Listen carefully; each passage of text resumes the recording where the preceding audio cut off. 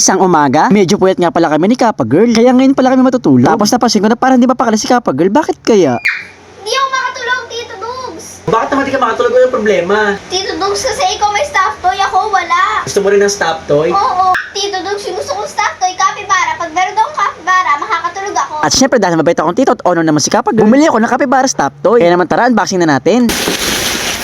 Senen! So mga kadigyot, eto na yung capybara na pina-order sa akin ni Kappa Girl. Tignan niyo naman ang mukha niya, napaka-cute. Tapos din sa loob niya, may mga anak siyang capybara. Grabe, oh, laki, sobrang cute. Halos kasis na nga pala niya isang bata. Ang lambot pa, sarap yakapin. At meron pa maliliit na capybara sa loob. Sigurado ka matutuwa dito si Kappa Girl. Oh, Kappa Girl, ito yung capybara stop na pinabili mo sa akin.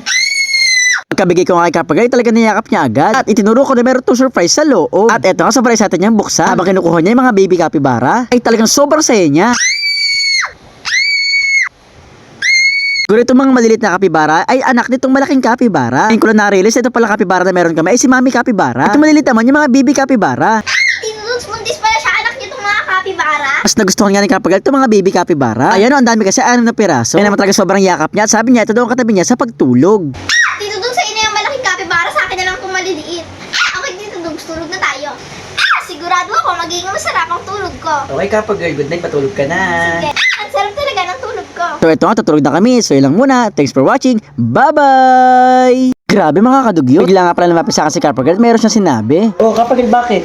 Tito Dugs, may sasabihin ako sa'yo. Kasi Tito Dugs, meron kaming Rubik's Cube battle sa room. Tapos ako yung piniling panlaban. Talaga ba kapag ikaw panlaban sa Rubik's Cube? Oo, Tito Dugs. At sure ako na ako mananalo. Kaya bilang mo na ako ng Rubik's Cube para makapag-practice na ako. Siyempre dahil mabait akong tito at honor naman si Kappa Girl at para naman sa pag-aaral niya to, eto, bumili ako ng Rubik's Cube. So mga kadigot, eto na yung Rubik's Cube na pinili ko para kay Kappa Girl. Para mapag-practice siya ng Rubik's Cube at siya ang manalo sa Rubik's Cube contest. Mga kadigot, tara, bigyan na natin. Oh, Kappa Girl, eto na yung Rubik's Cube na pala mo sa akin. Thank you, Tito Dugs. Akin na yan. Tag-try ko na. Tito Dugs, guluhin mo na para makapag-practice na ako. Bubuin kayo, wala pang 1 minuto. Talaga, Kasi sure basic ka? lang naman yan. O sa mga kadigot, eto, guguluhin na natin na at bubuin daw niya to ng 1 minuto lang. Eto nga mga kadigot, ginulo ko na at bubuin daw niya to na wala pang 1 minuto. Go! Okay, Tito Dugs, bubuin ko na yung kulay red. 3. Grabe Kappa Girl, nabuo mo yung red ng 3 seconds lang. Tito Dugs, sa basic lang yan. Sige nga, isa pa, para sure na manalo ko talaga sa Rubik's Cube contest. Guluhin ko ulit, ha?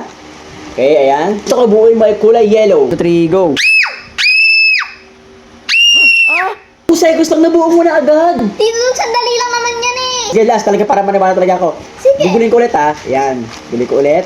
Buuin mo ay kulay orange. 1, 2, 3. Ha? Grabe, 4 seconds na nabuo mo na agad. Oo, Tito Dugs, tignan mo, sinama ko pa yung white eh. Okay, Tito Dugs, akin na yan, papasok na sa school. Sasabihin ko sa mga classmates ko na may Rubik's Cube na ako at sure ako na ako mananalo. Bye! Okay, Kappa Girl, ingat.